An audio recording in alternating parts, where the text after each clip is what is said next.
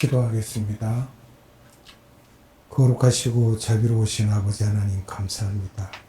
오늘도 복된 날 허락하시고 우리의 영혼을 사랑하시는 하나님께서 생명의 말씀 앞으로 인도하심을 감사드립니다. 우리의 영혼을 사랑하시는 하나님, 우리가 살아계신 하나님의 말씀으로 이 세상을 살게 하시고 그 말씀을 행하여 하나님께 기쁨을 드릴 수 있는 그러한 믿음 있는 자들로 살아갈 수 있도록 은혜 베풀어 주시옵소서. 오늘도 하나님의 살아계시고 항상 있는 귀한 생명의 말씀을 우리 마음에 깊이 담을 수 있는 복된 시간으로 인도하여 주시고 은혜가 넘치는 시간이 되도록 성령님 함께 하시고 충만하옵소서.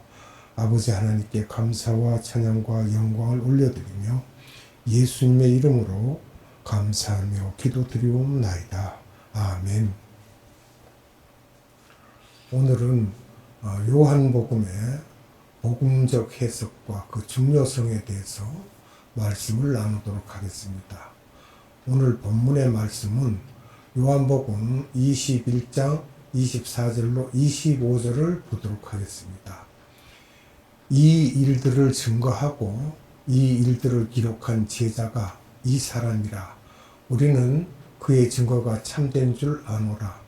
예수께서 행하신 일이 이 외에도 많으니 만일 낱낱이 기록된다면 이 세상이라도 이 기록된 책을 두기에 부족할 줄 아노라. 아멘.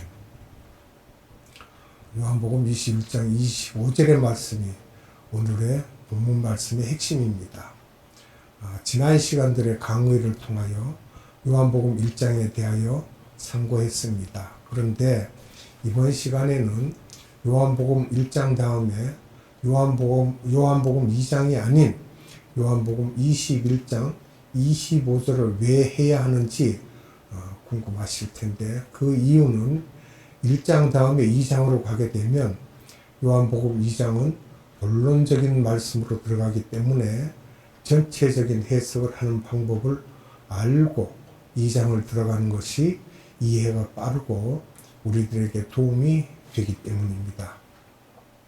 그래서 2장을 들어가기 전에 요한복음의 전체를 어떻게 공부하고 이해해야 하는지를 가이드해 드리겠습니다. 요한복음 21장 25절에서 보면 기록할 내용이 아주 많지만 여러분들에게 꼭 필요한 말씀만 선별하여 기록하였다고 했습니다. 여기서 여러분들은 그 당시에 예수님을 믿었던 유대인과 이방인들이 기독론이 약하고 핍박이 있는 상황 속에서 이들에게 예수님이 누구신지를 좀 더 정확히 전하기 위해서 요한복음을 기록하셨는데 요한복음 20장 31절에 보면 요한복음을 기록한 목적이 분명합니다. 요한복음 20장 31절 말씀을 봅니다. 오직 이것을 기록함은 너희로 예수께서 하나님의 아들 그리스도이심을 믿게 하려 하며 또 너희로 믿고 그 이름을 힘입어 생명을 얻게 하려 함이니라. 아멘. 첫째 기록 목적이 나오죠. 예수님의 정체성, 즉 예수님이 하나님의 아들이시고 그리스도이심을 믿게 하려고 하셨다는 거예요. 이게 지상 계명이죠. 둘째로는 그 이름을 힘입어는 성육신적 접근 방법으로 우리에게 요한복음에서 60여 가지의 이름을 주셨는데 그것을 묵상해야 한다는 겁니다. 그러다 보면 믿음이 강해질 것입니다. 역시 지상 계명이죠. 세 번째로 묵상하여 깨달은 것을 전하여서 예수님을 영접하고 믿어 영생을 얻도록 가르쳐주는 것입니다.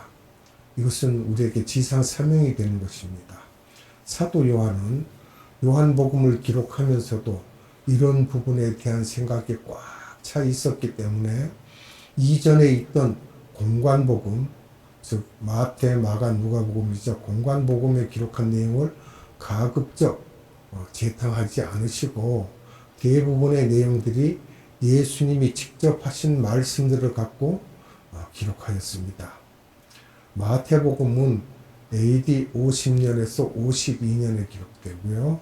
누가복음은 AD 60년에서 62년경이며 마가복음은 AD 65년에서 68년경입니다.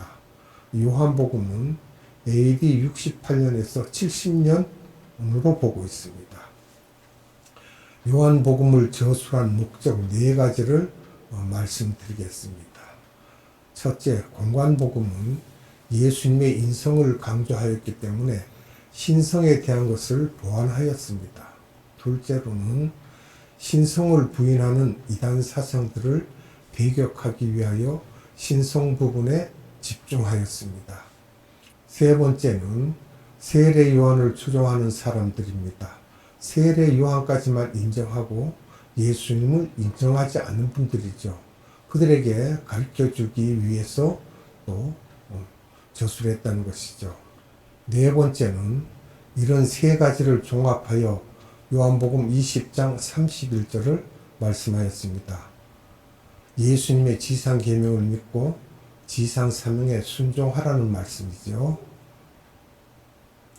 공관복음에 대한 요한복음의 차별성이 있습니다. 7가지로 우리가 나눠볼 수 있는데요. 첫째, 요한복음은 공관복음을 반복하지 않았습니다. 그러나 공관복음은 서로가 공유하고 있죠. 이것을 살펴본다면 요한복음 1장에서 17장까지는 공관복음이 없습니다. 요한복음 18장에서 19장은 공관복음을 공유하고 있습니다.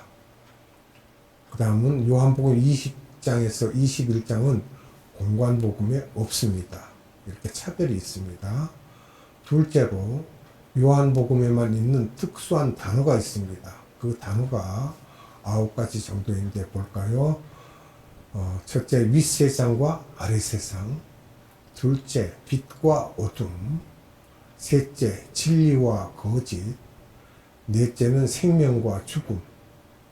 다섯째, 안다, 본다, 믿는다를 많이 사용하고 있습니다. 여섯째는 사랑과 미움에 대하여. 일곱째는 믿음과 불신에 대해서. 여덟 번째는 로고스, 즉 남성명사죠. 로고스와 지혜. 헬라어는 여성명사입니다. 소피아라고. 아홉 번째는 증인, 증거, 영광, 진리, 은혜 등 62여 개의 예수님의 이름이 드러나고 있습니다. 그리고 세 번째로는 예수님의 비유가 하나도 없습니다. 예수님의 말씀을 직설적으로 인용하였습니다.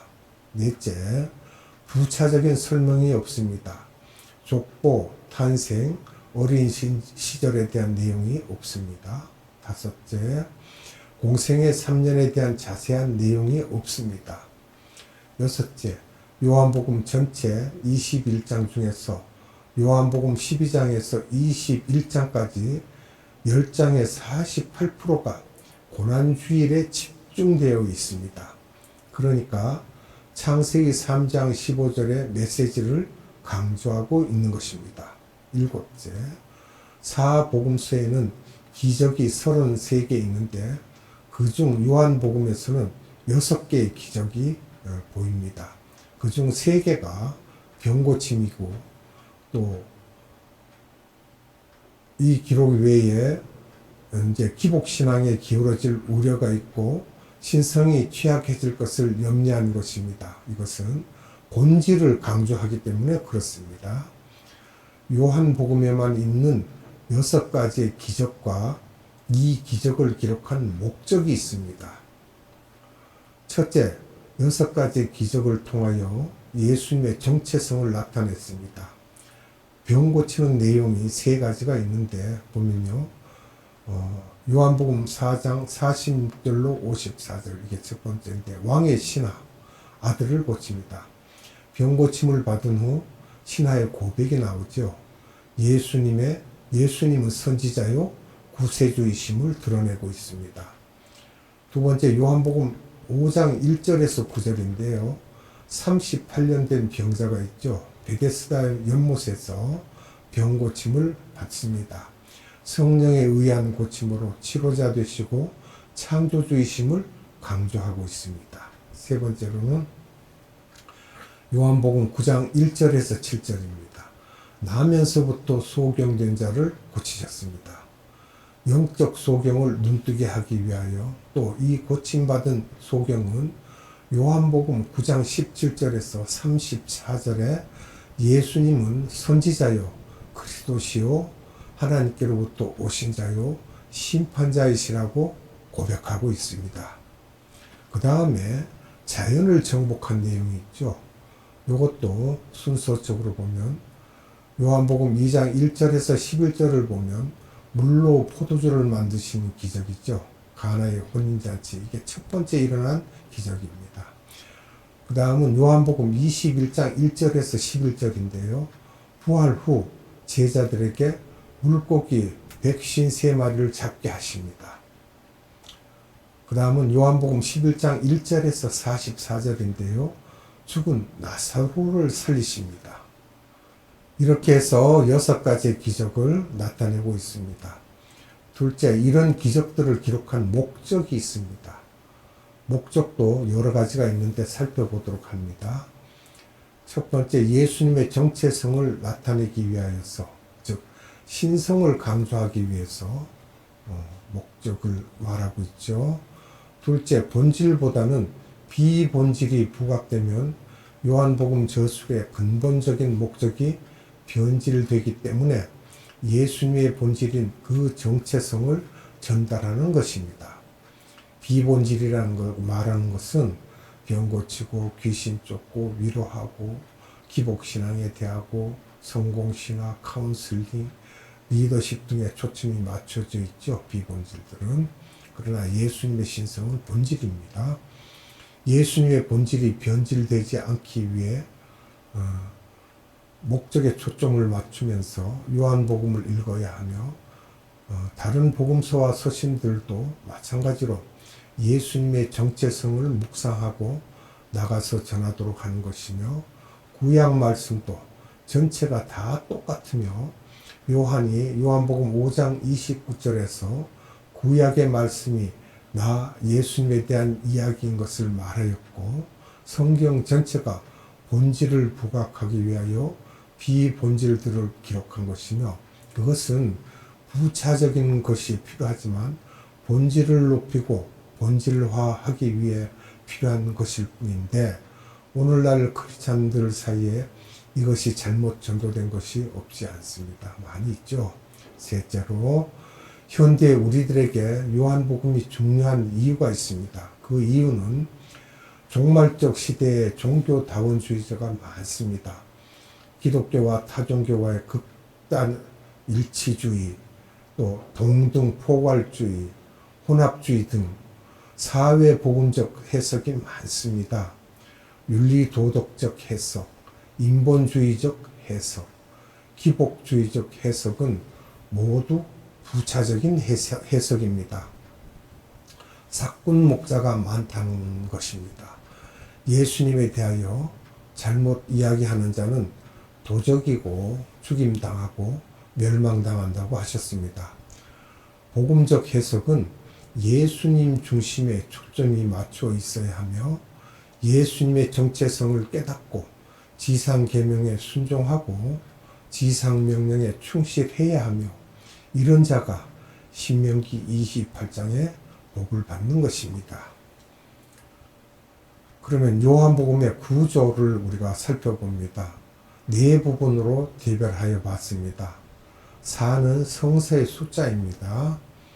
첫째, 서론을 보면요. 요한복음 1장 전체인데 요한복음 1장 1절에서 51절까지죠.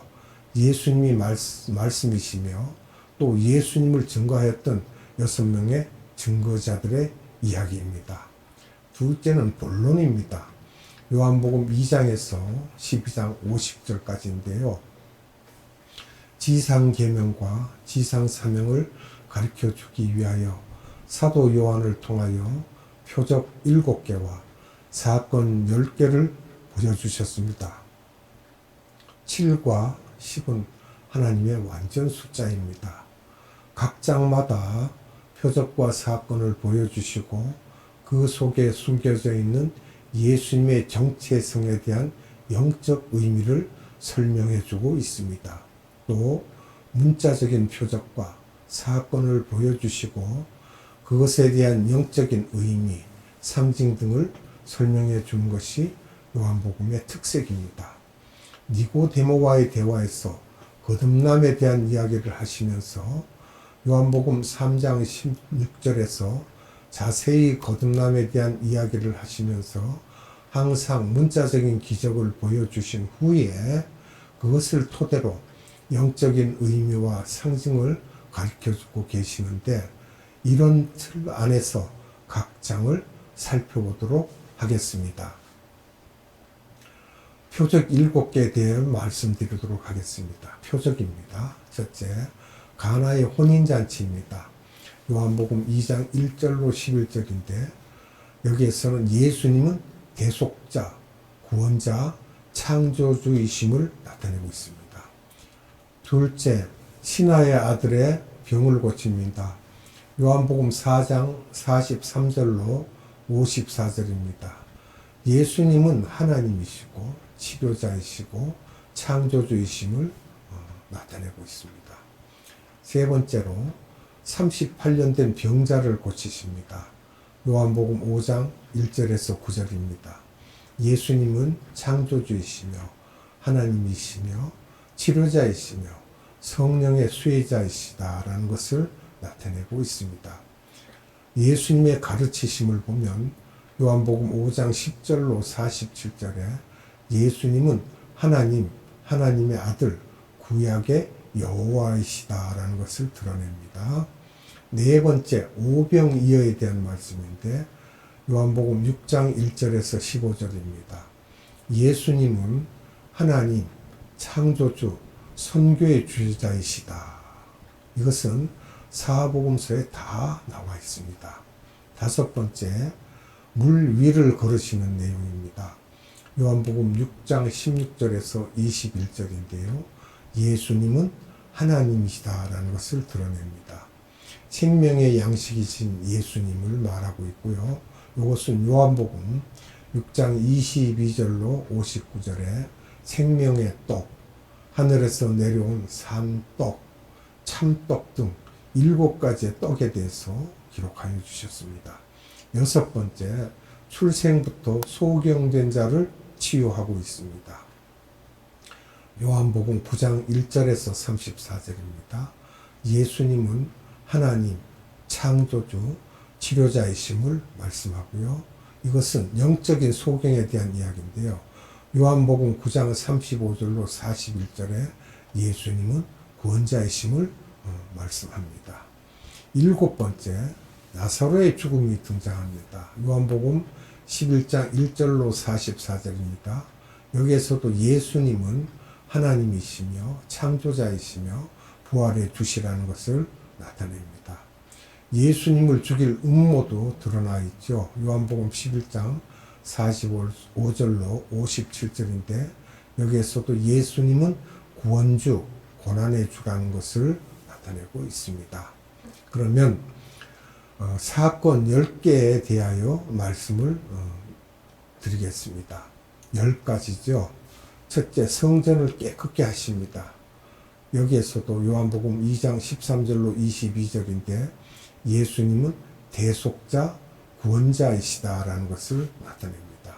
둘째, 니고데모와의 대화가 있습니다. 요한복음 3장 1절로 21절인데 예수님은 구원자이심을 말씀하고요.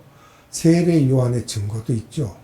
요한복음 2장 22절로 36절입니다. 예수님은 하나님의 아들이심을 말씀하고 있습니다. 셋째, 사마리아 여인이 나옵니다. 요한복음 4장 1절로 15절입니다. 예수님은 성령의 수혜자이시며 예배의 대상자이시며 메시아이시고 그리스도이시며 선교의 주체자이십니다. 네 번째, 초막절 성전에서 가르치십니다. 요한복음 7장 1절로 24절에 예수님은 안식일의 주인이심을 말씀합니다. 아버지의 보냄받은 자라고 하죠. 요한복음 7장 25절로 36절에 예수님은 그리스도이시며 메시아이시다라는 것을 말하고 있고요. 예수 믿는 자에게 생수를 받게 하십니다. 요한복음 7장 37절로 39절에 예수님은 구원자이심을 말씀하고 있습니다. 다섯째, 간음하다 잡힌 여인이 있습니다. 요한복음 8장 1절에서 11절인데 예수님은 은혜자, 용서 베푸는 자이심을 말씀합니다. 자신이 생명의 빛이라고 하죠. 요한복음 8장 12절로 20절. 그래서 예수님은 참 빛이시며 어둠을 쫓아내시는 그런 분이십니다. 자신은 위의 세상에 속한 자로 아버지의 보내심을 받은 자이며 구원자이심을 요한복음 8장 21절로 51절에 말씀하고요. 아브라함 이전부터 있었다라고 요한복음 8장 52절로 59절에 말씀을 하십니다. 예수님의 선제론이죠. 선제자이십니다. 구약의 여호와로 나타나시는 분이 바로 예수님이심을 우리가 확인할 수가 있습니다. 여섯째로 선한 목자의 양이라고 또 말씀을 하시는데 요한복음 10장 1절에서 18절에 예수님은 목자라는 것입니다. 우리는 다 양이죠. 유대인들의 분쟁을 이야기하고 또 있습니다. 이것은 요한복음 10장 19절로 21절이고요. 일곱째는 수전절에 대한 말씀을 하시는데 요한복음 10장 22절로 42절에 예수님은 구원자이시며 하나님이시며 하나님의 아들이심을 말씀하고 있습니다. 여덟 번째, 6월절 6일 전에 베다니에서 향유 부음 사건이 있었죠. 요한복음 12장 1절에서 11절인데 예수님은 속죄주이심을 말하고 고난의 주이심을 드러내고 있습니다. 아홉 번째, 승리의 입성이 있습니다. 요한복음 12장 12절로 15절에 예수님은 영광의 주이심을 나타내고 있고요. 왕 중의 왕이시며 고난의 주이심을 말씀하고 있습니다. 열 번째는 하늘의 미라를 말하고 있는데요. 요한복음 12장 20절로 26절에 예수님은 고난의 주, 속죄주, 구원주이심을 말하고 있습니다. 본론에서는 위와 같이 예수님의 정체성을 여러 가지 형태로 말씀하시는데 모든 것들이 시스템이 되어 있는데 항상 표적이나 사건을 제시하신 후에는 영적 의미를 설명해 주시는 시스템입니다. 기도하겠습니다. 은혜가 풍성하신 아버지 하나님 감사합니다. 오늘도 이 모양 저 모습으로 우리에게 생명의 말씀을 자세히 알려주심을 감사드립니다. 우리는 이 모든 내용들을 자세히 알지 못하고 세상에서 전하는 기복신앙에 빠져 있을 때가 많이 있습니다. 그러나 우리는 그렇게 하지 아니하고 주님께서 우리에게 주시는 본질에 대한 것을 분명히 알고 이 세상을 살아갈 때 하나님 앞에 설 수 있을 것입니다. 아버지 하나님, 오늘도 생명의 말씀을 우리에게 주심을 감사와 찬양과 영광을 드립니다. 아버지 하나님께 무한한 감사를 드리며 예수님의 이름으로 기도드리옵나이다. 아멘. 축도로 예배를 마치도록 하겠습니다. 지금은 우리 구주 예수 그리스도의 한량없는 은혜와 하나님의 극진하신 사랑하심과 성령님의 감화, 감동, 교통, 역사심이 오늘 예배드린 모든 자들의 머리 위에와 이 나라의 많은 교회들 위에와 이 나라의 많은 선교회들 위에와 에바다 국제 선교회 위에 지금으로부터 영원토록 함께 하시기를 예수님의 이름으로 축원하옵나이다. 아멘.